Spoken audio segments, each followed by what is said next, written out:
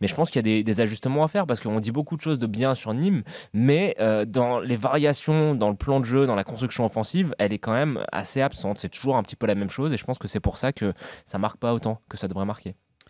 Ludo, qu'est-ce que tu en as pensé de cette équipe de Nîmes? J'étais en train de compter là, le dernier but de Nîmes, c'était le 21 septembre à Monaco. Il y avait eu un partout déjà. Ouais. Ça faisait 504 minutes jusqu'à ce but finalement d'Alioui qu'ils n'avaient pas marqué, les Crocodiles. C'est énorme. Hein. Bah, c'est peu cher payé au vu des occasions et des opportunités qui peuvent se créer dans un match. Ils sont tapés la même série que le Real là d'ailleurs. Après, le seul truc qu'on peut leur reprocher ce soir, ils ont du cœur, ils ont du courage, mais c'est surtout qu'ils sont assez souvent dans la réaction plutôt que dans l'action. À chaque fois, ils attendent d'être bousculés ou d'être menés assez rapidement pour pouvoir réagir. S'ils pouvaient mettre cette intensité dès le début du match... Ils ont été menés très tôt alors déjà. C'est ça, c'est que 40 quand secondes, t'es mené au bout d'une minute à domicile, c'est compliqué.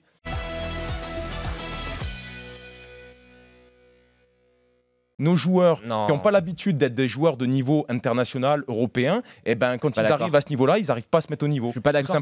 Alors, je suis d'accord avec toi quand sur le match de Rennes et Bordeaux, effectivement, Dynamo, c'est une équipe de Ligue des Champions et le Zénith, ils ont une palanquée d'internationaux argentins, russes, ils ont un top coach, c'est une équipe de Ligue des Champions. C'est deux défaites qui sont extrêmement logiques. Après, moi, quand je regarde juste, tu vois, sur cette journée-là, et ça va nous permettre de tirer une conclusion générale depuis le début de la saison.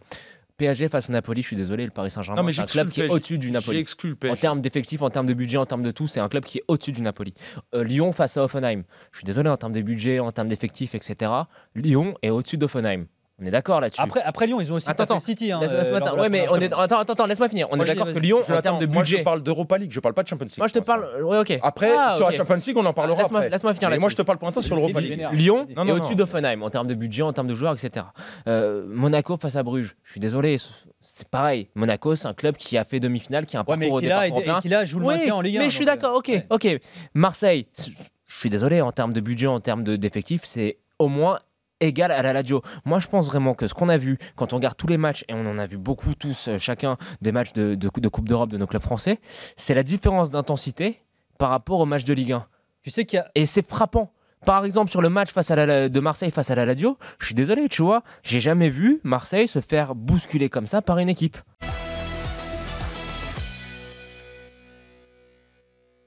Ça reste quand même un match qui est à part dans la saison. Même pour les Parisiens. Et même pour les joueurs, pour les joueurs. Pour certains joueurs, tu vois, pour en avoir parlé avec certains, ça reste un match qui est quand même différent des autres matchs de Ligue 1. Alors, je te dis pas que c'est à la même échelle que les matchs européens, que les matchs de Ligue des Champions, mais c'est un match qui est important. C'est un match qui maintient le lien entre le Paris Saint-Germain et son histoire. Ouais. T'es d'accord avec ça, Ludo, toi? À court terme, moi je vois plutôt à court terme, c'est deux équipes qui sont en quête de rédemption par rapport à leur public, par rapport à eux-mêmes. Quand tu vois la prestation du Paris Saint-Germain, tu te dis mais on peut changer tout. Les joueurs, les entraîneurs, tu peux changer tout ce que tu veux. Au final, le résultat, c'est toujours le même. Sauf que tu n'as pas changé l'essentiel, c'est la direction. Ben voilà, peut-être que c'est là qu'il faut chercher. Le président fantôme et le directeur sportif qui fait ses petites affaires. Tu vois, tu as tout pour réussir. Tu as 3 devant, tu as 3 joueurs exceptionnels. Il te manque ton milieu de terrain, certes, il n'est pas fourni. Mais je pense qu'avec ce que tu as, tu pourrais quand même... Et pourquoi il te manque ton milieu de terrain?